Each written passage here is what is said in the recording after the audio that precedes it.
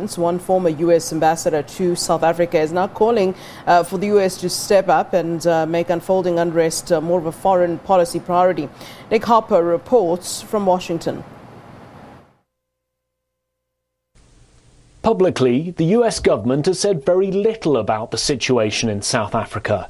The White House has been asked about it during one press briefing.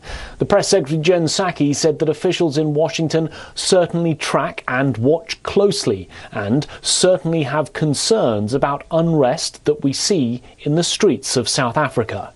The US State Department has said that the US mission in the country continues to closely monitor security developments and has received, it says, many inquiries from US citizens who are looking to get out of the affected areas.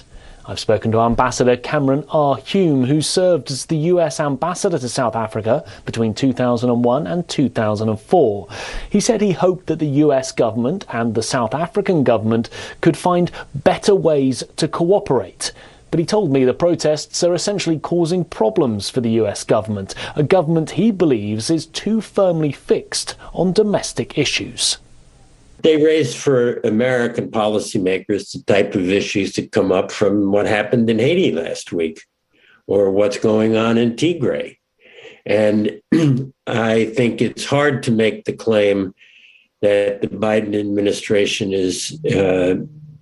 has a star next to all of these problems as A-class issues. They're B-class issues, as my perception. He also said the US should be offering to help with South Africa's efforts against the pandemic. Certainly on some things where we have demonstrated capacity and that are humanitarian, we should be doing more. First of all, with COVID, I think that we should be releasing, sharing more of the vaccine supplies that we have. Vaccine exports from the US to South Africa hit problems last month when at least 2 million doses had to be destroyed. They'd been made at a plant in the US city of Baltimore that had been found to have contaminated batches of the doses. Harper, SABC News, Washington.